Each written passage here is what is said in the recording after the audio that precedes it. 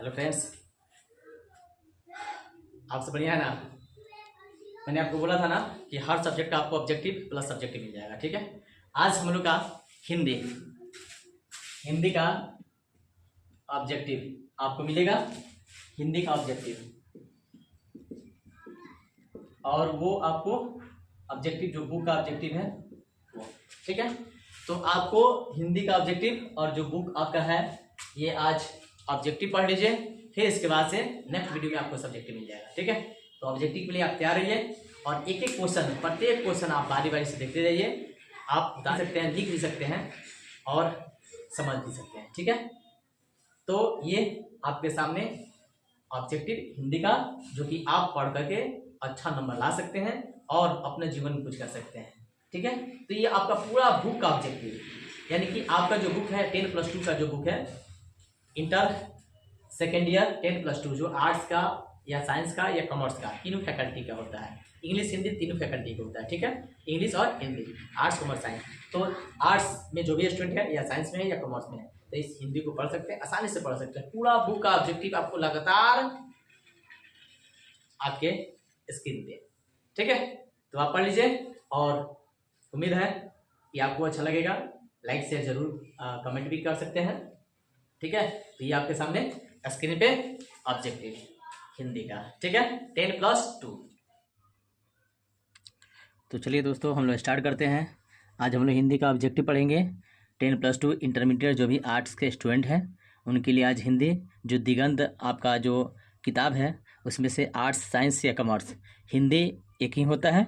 तो आज arts science commerce के लिए आज मैं हिंदी अपलोड कर रहा हूँ। और हिंदी में सबसे पहले हम लोग ऑब्जेक्टिव देखेंगे, और ऑब्जेक्टिव में हम लोग सबसे पहले का चैप्टर देखेंगे, क्योंकि सबसे पहले का चैप्टर होगा बातचीत।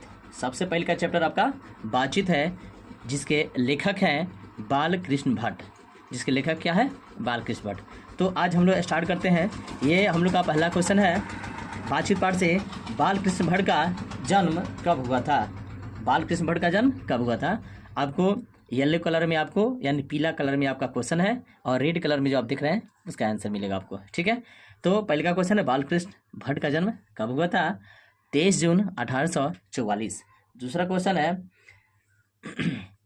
बालकृष्ण का निधन कब हुआ था? तो आंसर होगा 20 जुलाई 1914 होगा।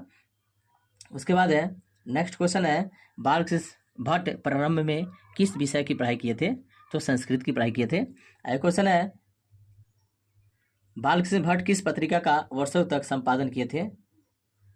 हिंदी प्रदीप का किए थे। ठीक है, आगे है भट्ट निबंधमाला के लेखक कौन है? बालकृष्ण भट्ट है। आगे है बातचीत के माध्यम से लेखक क्या बतलाना चाहते हैं? तो क्या बतलाना चाहते हैं? बातचीत की शैली बतलाना चाहते हैं। आगे क्वेश्चन है बातचीत साहित्य की कौन सी विद्या है? ये आपका क्वेश्चन हो गया, और यहाँ पे रेड कलर में आंसर, ये निबंध है। ये क्या है? बातचीत निबंध है। आगे है हिंदी प्रदीप मासिक पत्रिका का संपादन कब और कितने वर्ष किए थे? ठीक है, तो आंसर हो जाएगा ये हिंदी प्रदीप मासिक पत्रिका का संपादन 1877 में किए थे, और इस पर इन्होंने 33 वर्ष तक काम किया था। आगे बालकृष्ण भट्ट को हिंदी का एडिशन और स्टिल किसने कहा है? तो आंसर क्या हो जाएगा? रामचंद्र शुक्ल। ठीक है, आगे बालकृष्ण भट्ट मूलतः क्या थे? है ना, ये मूलतः क्या थे? क्या थे? निबंधकार थे। आगे बालकृष्ण भट्ट के निबंध संग्रह का नाम क्या है? आंसर हो जाएगा भट्ट निबंध माला। आगे क्वेश्चन है बालकृष्ण भट्ट किस युग के थे? ये आपका क्वेश्चन हो गया। बालकृष्ण भट्ट किस युग के थे? तो भारतेंदु युग के, रेड कलर में आंसर है। आगे ईश्वर का कौन सा वरदान बातचीत लेख का विषय है? तो आपका ये आंसर हो जाएगा वाक शक्ति। आगे क्वेश्चन है लेखक की दृष्टि में सृष्टि क्या है? आंसर हो जाएगा गूंगे। आगे क्वेश्चन है किसने कहा बोलने से ही मनुष्य के रूप का साक्षात्कार होता है? आंसर हो जाएगा बेन जॉनसन। आगे किसके मत के अनुसार असली बातचीत केवल दो व्यक्तियों के बीच हो सकती है? आंसर हो जाएगा एडिसन। और आगे क्वेश्चन है कैसी बातचीत राम रमौवल कहलाएगी? तो राम रमौवल जो है 4 से अधिक व्यक्तियों के बीच में जो बात होती है तो बिना तुक के बात ही होती है, वो राम रमौवल कहलाती है। आगे क्वेश्चन है आर्ट ऑफ कन्वर्सेशन किस लोगों के परस्पर बात करने की कला है? तो आंसर आपका हो जाएगा यूरोप। आगे क्वेश्चन है, दो बूढ़ों की बातचीत का विषय क्या होता है? तो दो बूढ़ों की बातचीत का विषय, जहाँ पे बूढ़े लोग होते हैं वहाँ पे जमाने की क्या करते हैं? शिकायत करते हैं, यानी कि जमाने के बारे में बातचीत करते हैं। आगे कह रहा है, दो बूढ़ियों की बातचीत का आम विषय क्या होता है? क्या करती है? शिकायत करती है, यानी कि बातचीत करती है बहू बेटी की, उसकी बहू कैसी है, तुम्हारी बहू कैसी है ना। इन लोग का क्या क्या है? बुढ़ाई समय में बस आराम से बैठे रहना है, बातचीत करना होता है। ठीक है, घर घर की, मतलब कि बहू बेटी का शिकायत वगैरह कुछ अपने अनुसार ना होता है तो क्या करते हैं? शिकायत करते हैं। आगे, लेखक की राय में किन लोगों में बातचीत करने का हुनर है? यानी किन लोगों में बातचीत करने का हुनर है? तो हो जाएगा यूरोपवासी। ठीक है, यूरोप। आगे, आधुनिक शुष्क पंडितों की बातचीत को क्या कहते हैं? तो आधुनिक शुष्क पंडितों की बातचीत को शास्त्रार्थ कहते हैं। ठीक है, अच्छा करते हैं। और दो पाठ है, उसने कहा था, ये लेखक हैं चंद्रधर शर्मा गुलेरी। तो चंद्रधर शर्मा गुलेरी जो हैं, उसने कहा था, ये इन्होंने लिखा है। क्वेश्चन है, चंद्रधर शर्मा गुलेरी का जन्म कब हुआ था? आंसर हो जाएगा 7 जुलाई 1883। आगे, चंद्रधर शर्मा गुलेरी का देहांत कब हुआ था? आंसर हो जाएगा 12 सितंबर 1922। 12 सितंबर 1922 आंसर हो जाएगा। उसके बाद, चंद्रधर शर्मा गुलेरी का जन्म कहाँ हुआ था? जयपुर, राजस्थान में हुआ था। उसने कहा था, कहानी का मुख्य नायक कौन है? लाना सिंह हो जाएगा। उसके बाद, तेरी कुमारी हो गई, ये किस कहानी का वाक्य है? उसने कहा था। लाना सिंह किस देश की युद्ध से युद्ध कर रहा था? फ्रांस की ओर से। गुलेरी जी ने कितने कविता अभी तक लिखे हैं? आंसर हो जाएगा 3, है ना। उसके बाद, उसने कहा था, कहानी कब प्रकाशित की गई थी? आंसर हो जाएगा 1915। हिंदी कहानी के विकास में कौन सी कहानी मील की पत्थर मानी जाती है? तो मील की पत्थर मानी जाती है, उसने कहा था। उसने कहा था, पर किस फिल्म निर्देशक ने फिल्म बनाई थी? तो फिल्म निर्देशक का नाम हो जाएगा बिमल राय। उसने कहा था, कहानी के मुख्य पात्र लड़का और लड़की पंजाब के किस शहर में मिलते हैं? तो पंजाब के अमृतसर शहर में मिलते हैं। आगे है, उसने कहा था कि पात्र लड़का और लड़की किसके यहाँ रहते थे? तो मामा के यहाँ रहते थे। बड़ा होने पर लड़का का नाम क्या दिया गया? तो बड़ा होने पर लड़का का नाम लहना सिंह दिया गया। ठीक है, उसके बाद हम लोग का नेक्स्ट चैप्टर स्टार्ट होता है, संपूर्ण क्रांति। जयप्रकाश नारायण का है, इन्होंने बहुत बड़ी क्रांति की थी। संपूर्ण क्रांति के माध्यम से जन आंदोलन किया था इन्होंने। और सबसे पहला क्वेश्चन इसमें का, जयप्रकाश नारायण का जन्म कब हुआ था? तो जयप्रकाश नारायण का जन्म 11 अक्टूबर 1902 को हुआ था। जयप्रकाश का निधन कब हुआ था? निधन इनका, तो इनका जन्म हुआ था 8 अक्टूबर 1979। इसके बाद, जयप्रकाश नारायण का जन्म कहाँ हुआ था? जयप्रकाश नारायण का जन्म सिताबदियारा गांव में हुआ था। जयप्रकाश नारायण किस नाम से प्रसिद्ध हुए थे? लोक नायक नाम से प्रसिद्ध हुए थे। जयप्रकाश नारायण की पत्नी के नाम क्या है? आंसर प्रभावती देवी। जयप्रकाश नारायण की स्कूली शिक्षा कहाँ हुई थी? Patna high school, Patna collegiate होगा इसमें। जयप्रकाश नारायण की स्कूली शिक्षा कहाँ हुई थी? पटना कॉलेजिएट। जयप्रकाश नारायण को विशेष प्रसिद्धि कब मिली थी? 1942 के आंदोलन में मिली थी इन्हें। उसके बाद है, जेपी के नेतृत्व में छात्र आंदोलन कब हुआ? तो 1974 में हुआ था। संपूर्ण क्रांति का नारा किसने दिया? संपूर्ण क्रांति का नारा जयप्रकाश नारायण ने दिया था। ठीक है, अगला क्वेश्चन है, संपूर्ण क्रांति साहित्य की कौन सी विद्या है? तो ये भाषण है। संपूर्ण क्रांति भाषण है। 1998 में जेपी को कौन सा सम्मान मिला था? इनको भारत रत्न मिला था। आगे, संपूर्ण क्रांति की जनसभा में किसने कविता सुनाई थी? रेणु सुनाई थी। जेपी ने कौन सा नारा दिया? तो जेपी ने संपूर्ण क्रांति का नारा दिया। आगे, मद्रास में जेपी को किसने कविता सुनाई? तो दिनकर ने सुनाई थी। आईएससी पास करने के बाद जेपी आगे की पढ़ाई करने के लिए कहाँ गए थे? तो अमेरिका गए थे। जेपी ने किस कम्युनिस्ट नेता से सबसे ज़्यादा सीखा? तो लेनिन से सीखे थे। नेहरू को जेपी क्या कहते थे? तो नेहरू को जेपी भाई कहते थे। इलाज के लिए जेपी कहाँ गए थे? बेलोर गए थे। कौन कांग्रेसी नेता जेपी के परम मित्र और स्नेही थे? तो ये उमाशंकर दीक्षित थे। मद्रास में जेपी अपने किस मित्र के यहाँ ठहरे हुए थे? तो ये ईश्वर अय्यर के यहाँ ठहरे हुए थे। आगे 4 चैप्टर है, यानी चौथा चैप्टर अर्धनारीश्वर, जिसके लेखक हैं रामधारी सिंह दिनकर। विशेष आपको इसका ऑब्जेक्टिव अभी आपको मिल जाएगा, बाद में सब्जेक्टिव जो पढ़ाया जाएगा तो विशेष रूप से इसका कहानी बताया जाएगा। अभी फिलहाल ऑब्जेक्टिव आप देख सकते हैं। रामधारी सिंह दिनकर का जन्म कब हुआ था? 23 सितंबर 1908 को हुआ था। रामधारी सिंह दिनकर का निधन कब हुआ था? 24 अप्रैल 1974 को हुआ था। आगे है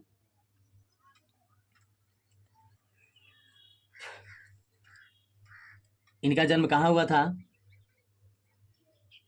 इनका जन्म सिमरिया बेगूसराय में हुआ था। इनको किस रचना के लिए साहित्य अकादमी पुरस्कार दिया गया? तो इन्हें संस्कृति के 4 अध्याय पर पुरस्कार दिया गया।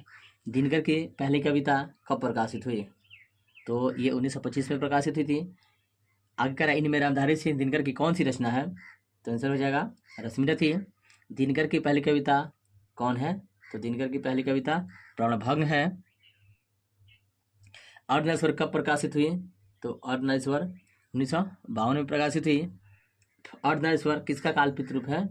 तो अर्धनारीश्वर शिव पार्वती का काल्पनिक रूप है। पुरुष रूप तो वृक्ष बन गया, पर नारी को क्या बना दिया? तो लता बना दिया। जिस पुरुष में नारित्य नहीं है अपूर्ण है। ये लाइन किस चैप्टर की है? अर्धनारीश्वर पाठ की है। संस्कृति के 4 अध्याय के लेखक कौन है? तो संस्कृति के 4 अध्याय के लेखक रामधारी सिंह दिनकर हैं। अपने किस कृति के लिए दिनकर को ज्ञानपीठ पुरस्कार मिला था? आंसर हो जाएगा उर्वशी। आगे पाठ 5 है रोज। लेखक जो हैं सच्चिदानंद, हीरानंद, वात्सल, अज्ञेय है। ठीक है, तो इसका पहला क्वेश्चन है अज्ञेय का जन्म कब हुआ था? 7 मार्च 1911 को हुआ था। अज्ञेय का निधन कब हुआ था? तो इनका निधन 4 अप्रैल 1987 को हुआ था। अज्ञेय का जन्म स्थान कहाँ है? कसिया, कुशीनगर, उत्तर प्रदेश। रोज कहानी की नायिका कौन है? मालती है। और रोज कैसी कहानी है? मनोवैज्ञानिक है। अज्ञेय का मूल स्थान क्या है? करतारपुर, पंजाब है। गैंग्रीन यानी कि रोज, ये कहानी जो शीर्षक कब लिखी गई? 1934 में। अज्ञेय के पिताजी का नाम क्या है? तो अज्ञेय के पिताजी का नाम डॉक्टर हीरानंद शास्त्री है। अज्ञेय के पिताजी क्या थे? प्रख्यात पुरातात्विक थे। अज्ञेय किस उम्र में कविता लिखना शुरू कर दिए? 10 वर्ष की उम्र में। अज्ञेय कौन हस्तलिखित पत्रिका निकालते थे? तो आनंद बंधु निकालते थे। शेखर एक जीवनी के लेखक कौन है? तो इनका शेखर एक जीवनी के अज्ञेय हैं। कितनी नावों में कितनी बार अज्ञेय की कैसी पुस्तक है? ये कविता संकलन है। एक बूंद सासा उछली अज्ञेय की कैसी रचना है? यात्रा साहित्य। अज्ञेय की कहानी रोज का पहला शीर्षक क्या है? गैंग्रीन है। मालती की मुख मुद्रा कैसी रहती थी? तो मालती की मुख मुद्रा मुरझाई भी रहती थी। लेखक के लिए मालती क्या थी? सखी थी। लेखक कितने वर्ष बाद मालती से मिलने आया? 4 साल बाद आया था। मालती अपने बेटे को क्या कहकर पुकारती थी? टिट्टी। रिश्ते में मालती लेखक की क्या लगती थी? बहन लगती थी। आगे हम लोग का चैप्टर स्टार्ट होता है छठा, और छठा चैप्टर जो है एक लेख और एक पत्र है भगत सिंह का, जिन्होंने बहुत अपना योगदान दिया, बलिदान दिया इस देश के लिए। तो भगत सिंह का जो चैप्टर है एक लेख और एक पत्र, सुखदेव के नाम पत्र लिखते हैं। आगे विशेषकर हम लोग सब्जेक्टिव में पढ़ेंगे, फिलहाल ऑब्जेक्टिव। प्रश्न है भगत सिंह का जन्म कब हुआ था? तो भगत सिंह का जन्म कब हुआ था? 28 सितंबर 1907 को हुआ था। आगे भगत सिंह की शहादत यानी कि मृत्यु कब हुई थी? 23 मार्च 1931 को हुई थी।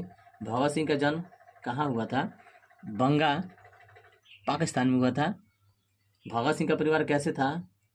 स्वतंत्रता सेनानी था। भगत सिंह को किस केस में फांसी हुई थी? लाहौर षड्यंत्र केस में फांसी हुई थी। भगत सिंह के बचपन का नाम, भगत सिंह के बचपन पर किसका प्रभाव पड़ा? करतार सिंह का। भगत सिंह ने नौजवान भारत सभा का गठन कब किया? 1926 में। हिंदुस्तान समाजवादी प्रजातंत्र संघ का गठन किसने किया? भगत सिंह तथा चंद्रशेखर आजाद ने किए थे।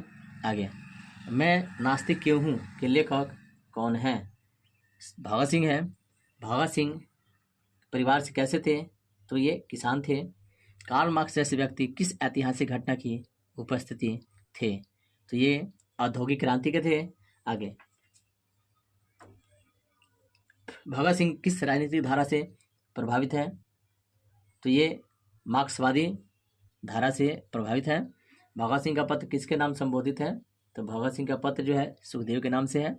भगत सिंह किस साहित्य को महत्वपूर्ण मानते थे, ये रूसी साहित्य को महत्वपूर्ण मानते थे। ठीक है, आगे आगे हम लोग का चैप्टर है 7वां चैप्टर है। ये आप लोग का 7वां चैप्टर जो है हिंदी है ना, और 7वां चैप्टर हिंदी ओ सदानीरा यानी कि जगदीश चंद्र माथुर का लिखा हुआ है। जगदीश चंद्र माथुर का लिखा हुआ है ओ सदानीरा।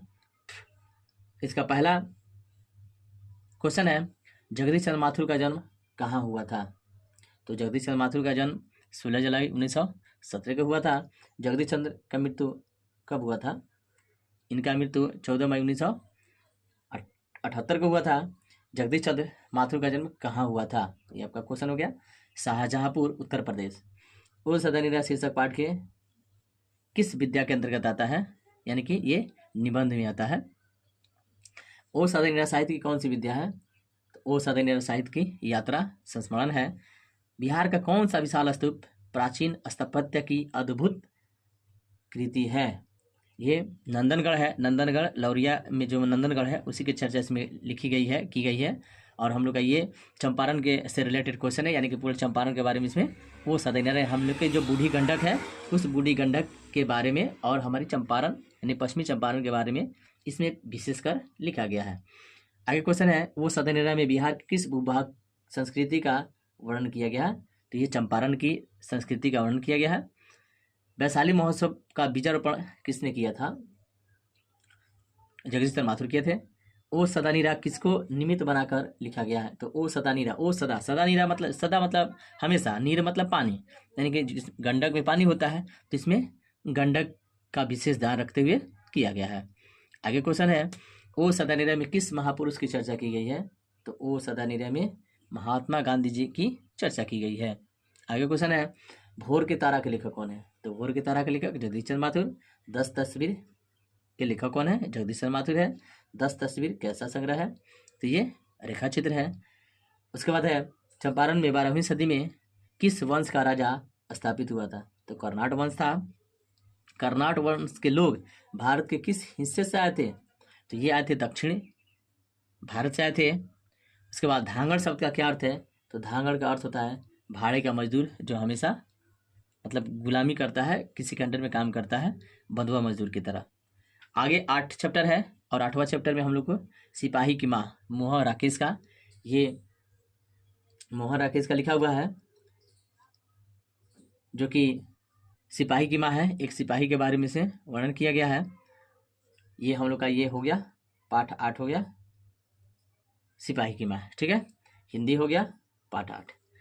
और इसका पहला क्वेश्चन है, मोहन राकेश का जन्म कब हुआ था, तो मोहन राकेश का जन्म 1 जनवरी 1925 को हुआ था। मोहन राकेश की मृत्यु कब हुआ था, तो इनकी मृत्यु 3 दिसंबर 1972 को हुआ था। मोहन राकेश का जन्म स्थान कहाँ है, अमृतसर पंजाब में है। सिपाही की माँ कौन है, तो सिपाही जो इसमें जो सिपाही है, जो सैनिक है, उनकी माँ बिस्नी है। सिपाही की माँ एकांकी किस पुस्तक से ली गई है, तो सिपाही की माँ एकांकी जो है अंडे के छिलके पाठ से ली गई है। मोहन राकेश ने किस मशहूर पत्रिका का संपादन किया था, तो सारिका के किए थे। आषाढ़ के एक दिन के लेखक कौन है, तो आषाढ़ के एक दिन के लेखक मोहन राकेश है। आधे अधूरे के लेखक कौन है, तो आधे अधूरे के लेखक मोहन राकेश है। आगे हम लोग का स्टार्ट होता है हिंदी, तो हिंदी में 9वां चैप्टर है हम लोग का, और 9वां चैप्टर में पढ़ना है प्रगीत और समाज।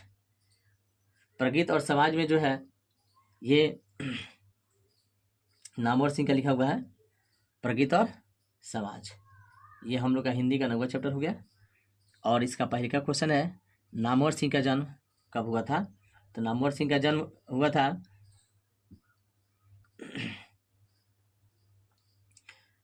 ये आपका क्वेश्चन हो गया येलो कलर में और आंसर आपका रेड कलर में है। 28 जुलाई 1927 को हुआ था। नामवर सिंह का मृत्यु कब हुआ था? तो इनका आंसर होगा 19 फरवरी 2019 को मृत्यु हुआ था। नामवर सिंह का जन्म कहाँ हुआ था? वाराणसी उत्तर प्रदेश में हुआ था। प्रबंध काव्य मानव जीवन का एक पूर्ण दृश्य होता है। किस रचना का है, मतलब किस पाठ से लिया गया है? तो ये प्रगीत और समाज पाठ से लिया गया है। प्रगीत और समाज क्या है? तो प्रगीत समाज एक आलोचनात्मक निबंध है। उसके बाद है नामवर सिंह ने बीए और एमए की पढ़ाई कहाँ से किए थे? तो ये काशी हिंदू विश्वविद्यालय से किए थे। कविता के नए प्रतिमान के रचनाकार कौन है? तो कविता के नए प्रतिमान के रचनाकार नामवर सिंह है। नामवर सिंह ने प्रधानाध्यापक की कैरियर कहाँ से शुरू किए थे? तो इनका आंसर हो जाएगा काशी हिंदू से विश्वविद्यालय से, काशी हिंदू विश्वविद्यालय। आगे, नामवर सिंह ने जवाहरलाल नेहरू विश्वविद्यालय में हिंदी विभाग में प्रोफेसर का पद कब ग्रहण किया? तो ये कब किए थे? 1974 में किए थे। नामवर सिंह अपने किस कृति के लिए साहित्य अकादमी पुरस्कार प्राप्त किए थे? तो ये साहित्य अकादमी पुरस्कार कब प्राप्त किए थे? कविता के नए प्रतिमान पे। आगे, नामवर सिंह किस त्रैमासिक पत्रिका के प्रधान संपादक रहे थे?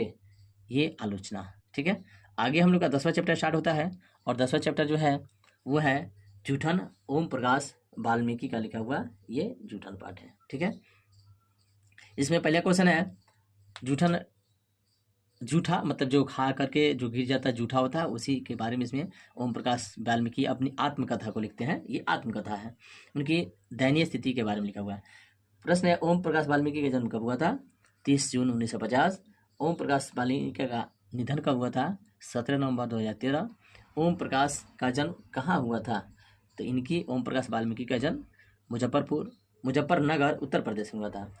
उसके बाद है ओम प्रकाश वाल्मीकि के सबसे प्रसिद्ध कृति कौन सी है? तो जूठन है। आगे, जूठन में हेडमास्टर का नाम क्या है? तो हेडमास्टर का नाम कालीराम है। जूठन किस विद्या की रचना है? जूठन आत्मकथा है। ठीक है, आगे हम लोग का स्टार्ट होता है 11 चैप्टर। तो 11 चैप्टर जो है पाठ का नाम है हंसते हुए मेरा अकेलापन, और ये मलयस का लिखा हुआ है। इनमें डायरी की चर्चा की गई है। ठीक है, मलयस का जन्म कब हुआ है? तो 1935 में। इनकी मृत्यु कब हुई है? 26 अप्रैल 1982 में। इनका जन्म स्थान कहाँ है?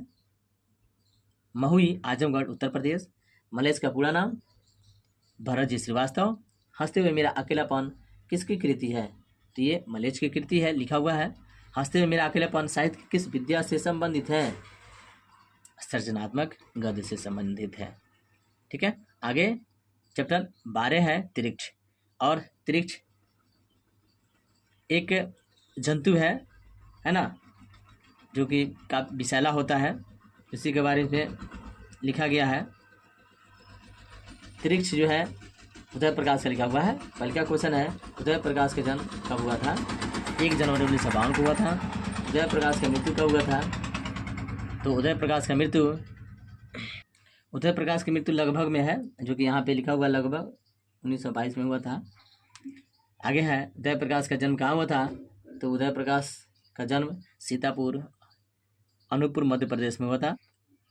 सुनो कारीगर के लेखक कौन है? उदय प्रकाश हैं। आगे, पीली छतरी वाली लड़की कहानी के लेखक कौन है? तो इनकी कहानी के लेखक उदय प्रकाश हैं। 13वां जो चैप्टर है शिक्षा से लिया गया है, और शिक्षा जे कृष्ण मूर्ति का लिखा हुआ है। क्वेश्चन है जे कृष्ण मूर्ति का जन्म कब हुआ था? तो जे कृष्ण मूर्ति का जन्म 12 मई 1895 को हुआ था। जे कृष्ण मूर्ति का जन्म 12 मई 1895 को हुआ था। इनका निधन कब हुआ था? 17 फरवरी 1986 को हुआ था। जे कृष्णमूर्ति का जन्म कहाँ हुआ था? तो जे कृष्णमूर्ति का जन्म मदनपल्ली, चित्तूर, आंध्र प्रदेश में हुआ था। जे कृष्णमूर्ति का पूरा नाम क्या था? तो जे कृष्णमूर्ति का पूरा नाम जिद्दू कृष्णमूर्ति था। आगे, जे कृष्णमूर्ति किस संस्था से जुड़े हुए थे? थियोसॉफिकल सोसाइटी से जुड़े हुए थे। और लास्ट क्वेश्चन है 1938 में जे कृष्णमूर्ति किसके संपर्क में आए थे? तो ये आए थे एल्डोबस हक्सले के संपर्क में आए थे। ये रहा आपका दिगंत हिंदी 10+2 आर्ट्स कॉमर्स साइंस के लिए, और ये कहानी का ऑब्जेक्टिव है। इसके बाद आपको कविता का ऑब्जेक्टिव आपको मिल जाएगा।